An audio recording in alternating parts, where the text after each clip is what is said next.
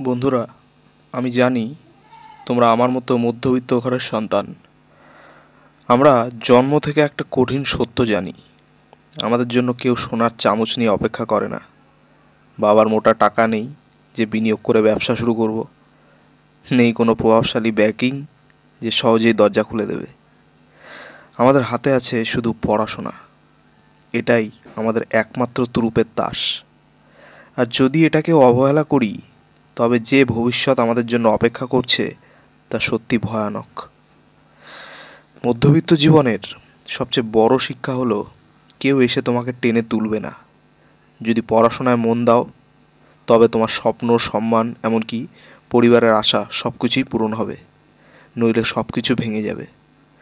ব্যর্থতার বোঝা শুধু তোমার নয়, তোমার পরিবারের কাঁধেও পড়বে।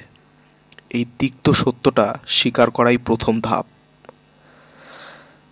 পরবর্তী সবচেয়ে বড় মূলধন হচ্ছে আমাদের পড়াশোনার শক্তি।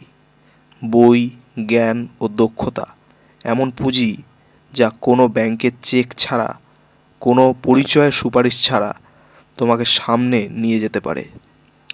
জ্ঞান এমন এক সম্পদ যা কখনো চুরি করা যায় না, আর কখনো শেষও হয় না। মধ্যবিত্তের হাতে এটি একমাত্র অটুট অস্ত্র। ভাবো তো, যদি তুমি হাল ছেড়ে দাও, বেকারত্ব, আর্থিক অনিশ্চয়তা, পরিবারের চোখে হতাশা, এই অন্ধকার ভবিষ্যৎ তোমার দিকেই তাকিয়ে আছে।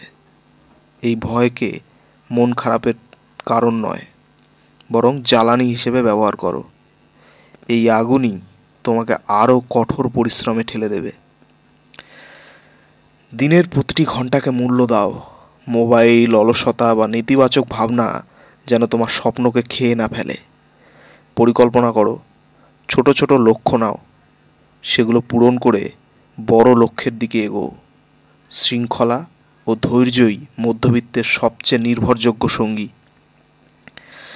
শুধু বইয়ের জ্ঞান নয়, যোগাযোগ দক্ষতা, প্রযুক্তিগত জ্ঞান ও নতুন স্কিল শেখো। চাকরির বাজার দ্রুত বদলাচ্ছে। যে মানিয়ে নিতে পারবে, সাফল্য তার হাতে আসবে।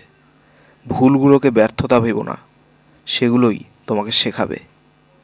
মনে রেখো, ইতিহাসে যত বড় মানুষ, অনেকেই মধ্যবিত্ত ঘর থেকে এসেছে। তাদের কাছে কিছুই সহজ ছিল না। তোমার আজকের ঘাম আগামীকালের হাসি হয়ে উঠবে।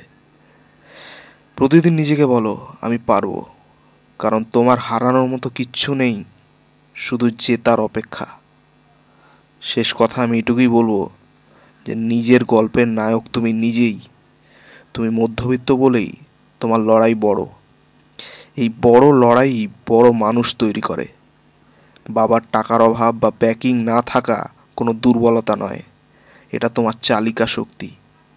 পড়াশোনার শক্তিকে কাজে লাগাও, স্বপ্নের চাকরির দিকে এগিয়ে চলো, কারণ আগামীকালটা তোমার হাতেই গড়া হবে।